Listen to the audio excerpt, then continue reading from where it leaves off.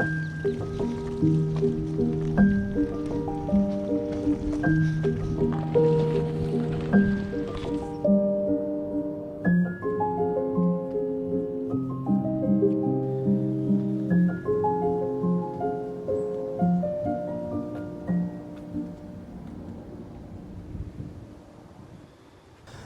morning, my name's Gareth Tarr and we're here today to talk about this car, the Aston Martin Razor Blade, here at the wonderful Brooklands Museum. I was recently asked to write an article for the members magazine, the Brooklands Bulletin, on my favourite car in the museum's collection, and I chose this car, the Razor Blade. Why did I choose it? Well, I suppose firstly, I've always had an affinity for Aston Martins. I guess like many people of my age, one's first memories of Aston Martins are James Bond films. Aston Martins is a name that's been with me from a very small age. And I think the second reason I chose the car as my favourite in the collection is that I always like something different, something a little bit quirky. And this is definitely an unusual but very interesting car. Made for a specific purpose, which we'll talk about in a minute. But it's a lovely sort of, I like the two-tone with the green chassis and the alloy body. The alloy body, by the way, was made by the de Havilland Aircraft Company. So, so obviously it's a very distinctive car. And when I come to Brooklands, as people who know me will know, I take a lot of photographs. And I find when I go to car events and I photograph things, there are always favourites, even if that's subconscious. And I always seem to have plenty of photographs of this car. And I have a particular favourite, which I took at the Double 12 here, I think 8-9 years ago maybe. And it was over on the Mercedes-Benz track, which they use for a VSCC sprint event. And the particular shot, the cars went up the straight on the Mercedes-Benz track, then it twists back. But on the track they'd laid out, and it was a sprint event, so it wasn't a race. They came round the track a little bit, and then they went off through a gate and then up the straight and finished. And I've got this car, a photo of this car coming through the gate, and you can see the chassis actually twisting. So it's a nice example of how ladder frame chassis twist under heavy load, and so a memorable photograph. Aston Martin Razor Blade. Why was it called Razor Blade? Fairly obvious really. It's sort of thin. It was built, it was designed to be aerodynamic because the car was built really for one purpose, and that was to break the 100 miles in 1 hour record for what was known as a light car, which is 1.5 litres. Sadly, it didn't do that, or it didn't break that record. The first to do the 100 miles in the 1 hour was an AC. Obviously, it was done here, and that was done on the 1st of December 1922. I don't think Razor Blade was quite ready till early 23. A lot of cars had nicknames in those days. All the early Aston Martins did. So there was Green Pea, I think there was one called Bunny, and I think the very first Aston Martin was nicknamed Cold Scuttle. So, but of course, cars here at Brooklands had nicknames. You know, one only has to think of Sir Malcolm Campbell's Bluebird series of cars. So he wasn't the only person, of course, to nickname cars. I mean, if you look at those early cars that raced here, there's an awful lot of them have nicknames. I think possibly because when Brooklands opened, there was no racing track in the world, and people didn't know how to relate, and it sort of followed horse racing principles, and drivers actually raced in silks, I understand. And of course the replica scoreboard just shows you that's really is the kind of scoreboard you'd see at a race course. So lots of nicknames. Razor Blade. So as I say, it was built to break that 100 mile an hour within the hour. The original 100 mile an hour within the hour, of course, was done here as well. Again, Brooklands featuring in a lot of records. And that was by Percy Lambert in 1913. And some of you may remember the event we had here to commemorate that. Of course, Percy Lambert was not in a 1.5 litre car. He was in I think a 4.5 litre Talbot. So obviously his was a much more powerful car. But around 10 years before this tried to do that. Why did it fail? Well, because it didn't even break Joyce's record. The car is obviously quite clever in many ways. It's has this narrow aerodynamic body. It's a narrow chassis. It was built for lightness, and we'll talk about some of the mechanics in a minute. But I think it probably stretched the envelope a bit too much.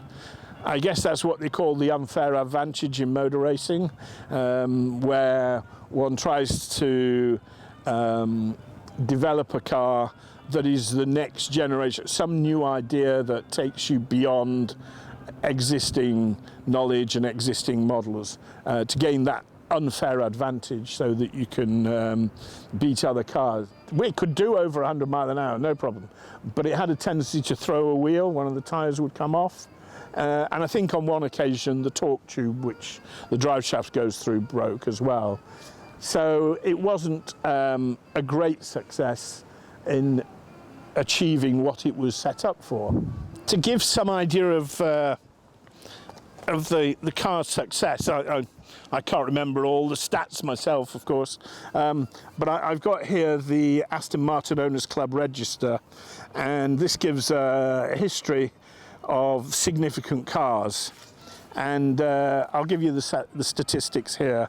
So single-seater Razor Blade, it was chassis number 1915, it was engine number Mark III number 3, and when it was registered it had registration number XO9958.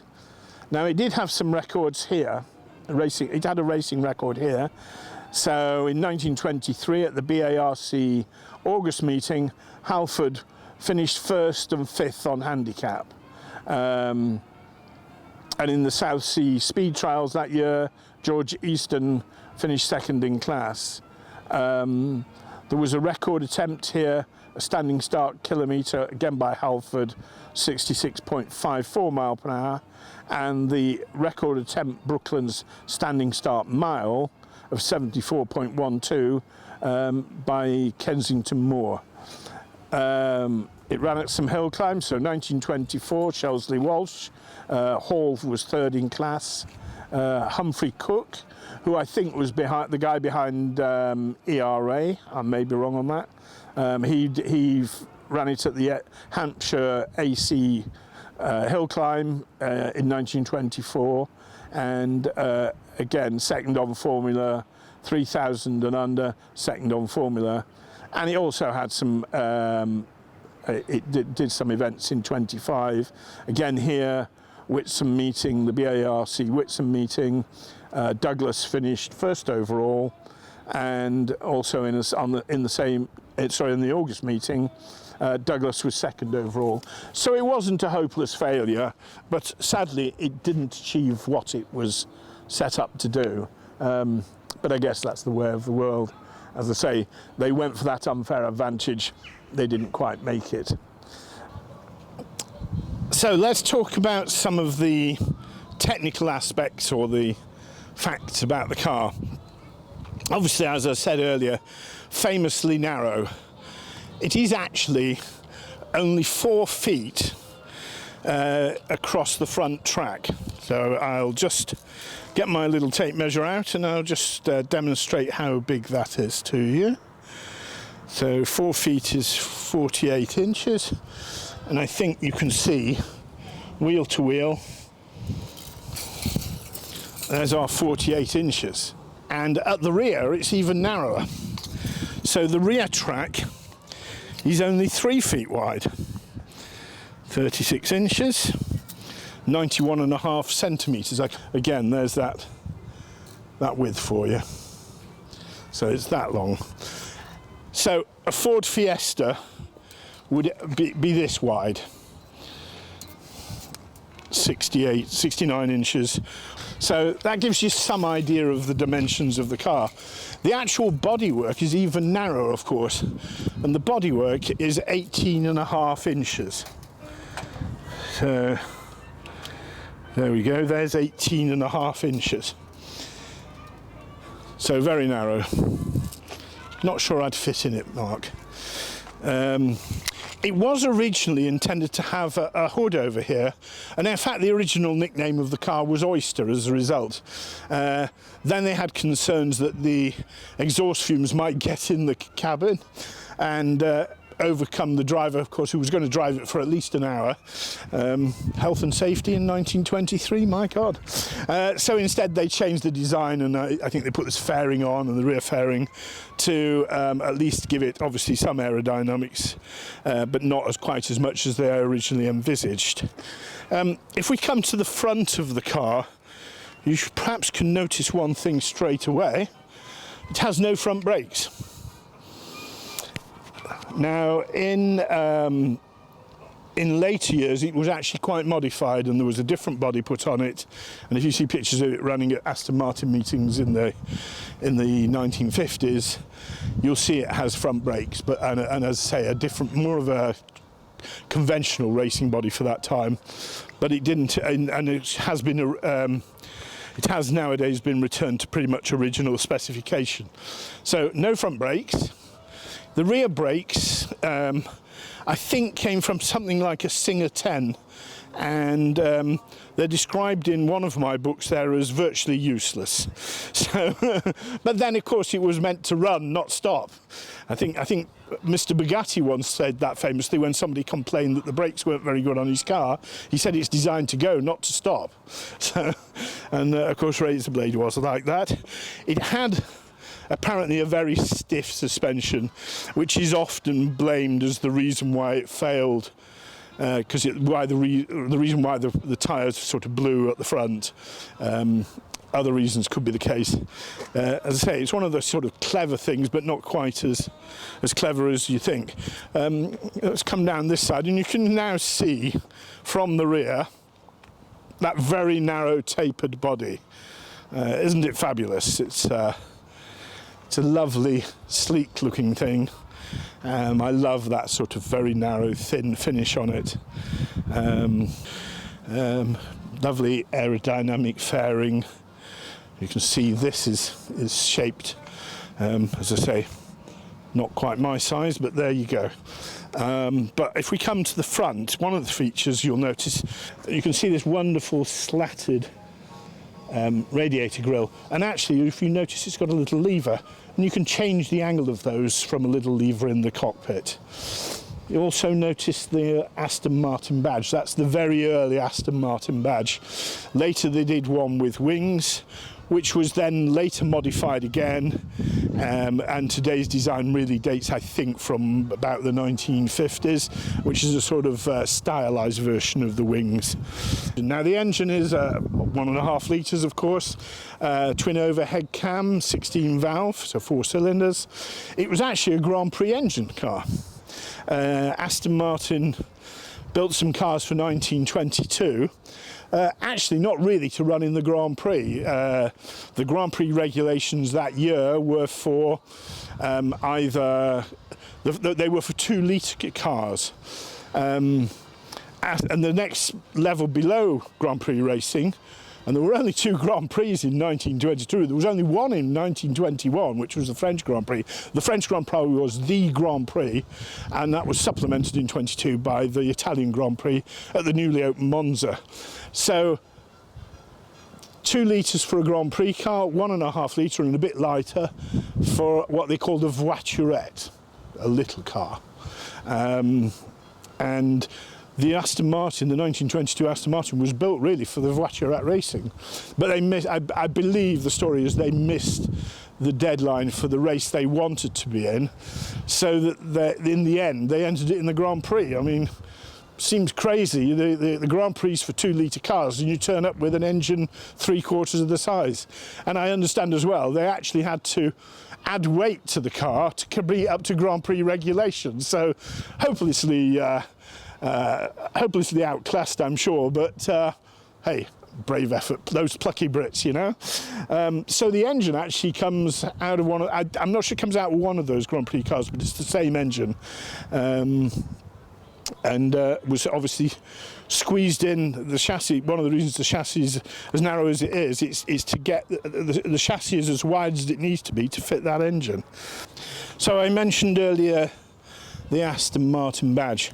This is, as I say, the Aston Martin Owners Club, the register, company history, significant cars, which is where I was reading from earlier, which has the Razor Blade description in there. But to give you some idea of the badges, so there we have the Aston Martin badges over the years. So that was the original one, which is this one. And then we got this sort of wing with Aston Martin in, and then that's slightly changed. And then obviously the more stylised version, dating back to 1932, I guess it's a bit Art Deco. Later you can see here, it's got the David Brown name in. Now, David Brown actually means something to me, because, well, for a couple of reasons, really. My first experience of, I actually knew David Brown before I knew Aston Martin. I mentioned earlier my maternal grandfather bought us the Corgi DB5. My mother's family came from the Yorkshire side of the Pennines, from a place called Mirfield, which is to the east of Huddersfield, and we lived on the other side of the Pennines. So whenever we had to cross the Pennines to go and visit my grandparents and my aunts and uncles and cousins. My brother and I had a favourite route home. We weren't allowed to go that way. We could nominate the way to come back, and that was through a village called Meltham, which was where the David Brown tractor factory was. So, as you know, young boys, as you drove into Meltham from Huddersfield, you went under a big railway arch, and then there was this factory on the left with all these white tractors with sort of red and black flashings, and we got lifted up so we could look over the wall and see all these tractors. And eventually, actually, they expanded so much they actually had a sort of parking lot up the valley. So that was the David Brown name actually meant something more to me than Aston Martin at first. The other reason we liked going via Meltham, by the way, was as you went out and up onto the hills, onto the moors to cross Saddleworth Moor, by the side of the road there were two little kennels with sheepdogs in them to keep the sheep on the hills. In those days they still grazed the sheep on the hills. I mean, thank God they're not there, because they're the most stupid sheep in the world. I nearly hit one once flying over there. So yeah, David Brown meant something to me. Actually, the David Brown company is Huddersfield based. They're an engineering company, and David Brown, I think he was the third David Brown, he actually bought the Aston Martin make in 1947.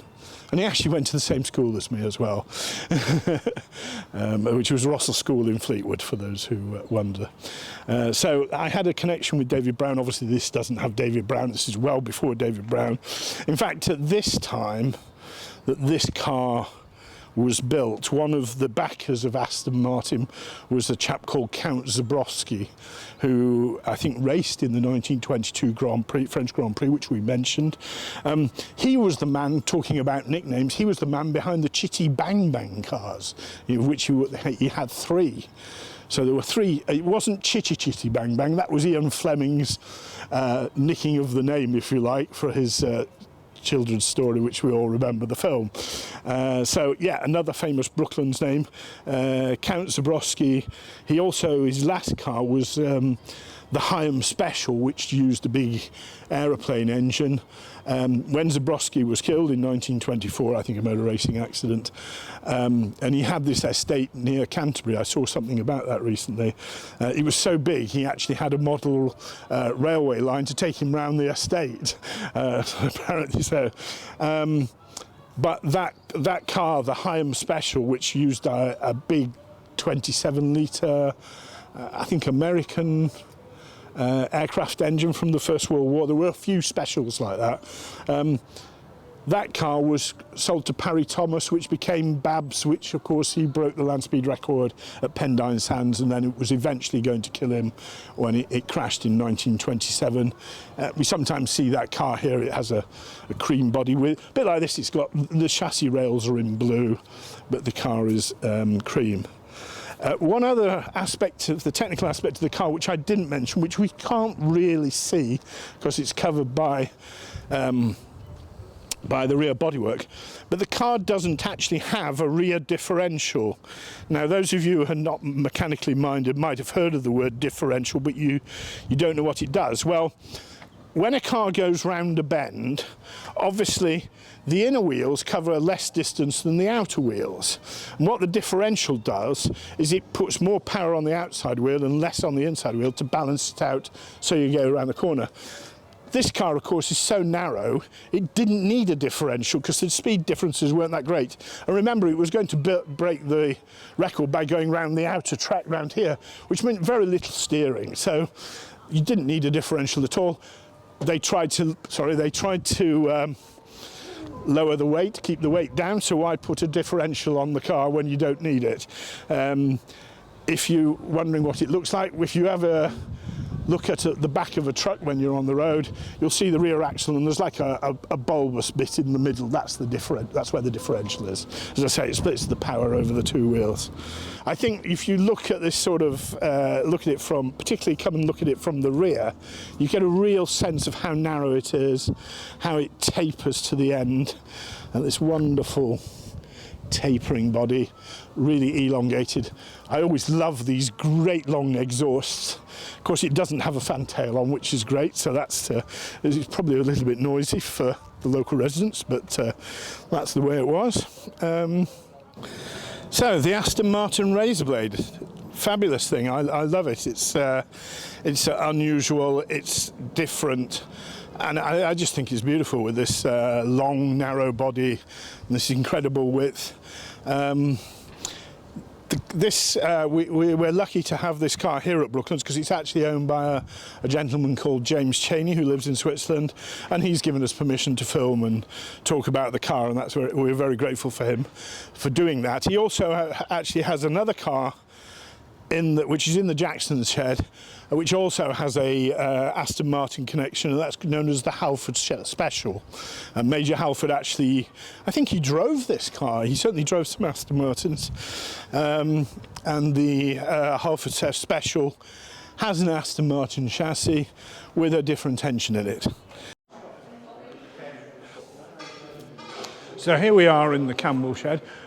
Razor Blade here, and this is the Halford Special, built by Major Frank Halford, and it was apparently the first turbocharged car in the world, although I think it was subsequently converted to a supercharger, which obviously you could see at the front. I don't think the turbocharger worked very well. It was early days of those. So that's another car to come and see here. It's owned by James Cheney, who also owns Razorblade. Another fascinating car. And yes, Major Halford was somebody associated with Aston Martin, and he drove the Razorblade as well. So if you're coming to Brooklands, make a point of looking out for the Razorblade. I think you normally find it in the Jackson shed. Sometimes it's demonstrated on the track, particularly at it's not called the Revival meeting, but the meeting in August where we have Brooklands period cars only, Brooklands Revisited. When that gets back into life, you might see this car demonstrated then, and it's sometimes shown at other occasions. Fabulous. I just love it, and I hope you enjoy it. Thank you.